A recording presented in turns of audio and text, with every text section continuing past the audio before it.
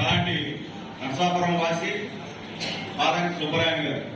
ఆయన చాలా రిటైర్ అయిపోయి దాదాపుగా 12 ఏళ్ళైంది. ఈ భవనానికి నిధులు ఇప్పించి సుమారుగా 15 సంవత్సరాలైంది.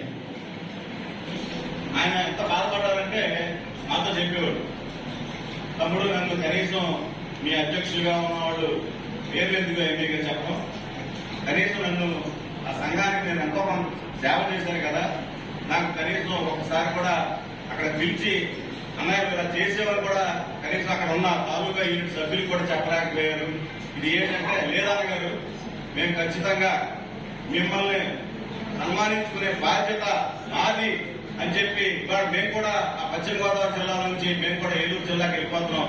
మేము ఇక్కడ వచ్చే అవకాశం తక్కువ ఉండొచ్చు, పిలుస్తారో కలవరో, కానీ మిమ్మల్ని మటుకు ఖచ్చితంగా సన్మానించుకుంటామని చెప్పి ఇవాళ ఆయన ఇక్కడ రప్పించామంటే అది మరి ఆయనలో ఆయన ఎంత బాధపడ్డారో ఇందాక కూడా చెప్పడం జరిగింది. ఎమోషనల్ ఫీల్ అయ్యాడు.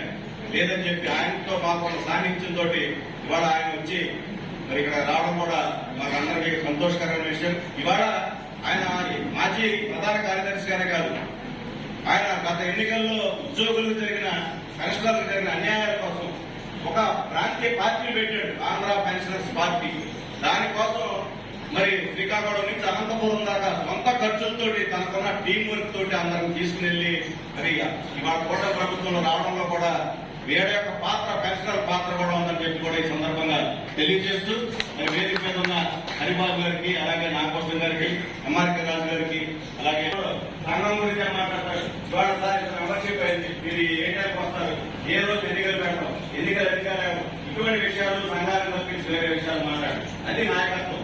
అలాంటి నాయకత్వం మరి ఆయన ప్రమోషన్ వచ్చి వెళ్ళిపోతున్నామని మంచి టీంలు కూడా చర్చ పెడతా ఉన్నారు. కాబట్టి రామ్ సుబ్బారావు గారికి, అలాగే ఇక్కడ విచ్చేసిన మీడియా మిత్రులకి, ఇక్కడ విచ్చేసిన ఎన్జిఓ సంఘ సభ్యులందరికీ కూడా హృదయపూర్వక నమస్కారాలు తెలియజేస్తూ చాలా సంతోషం.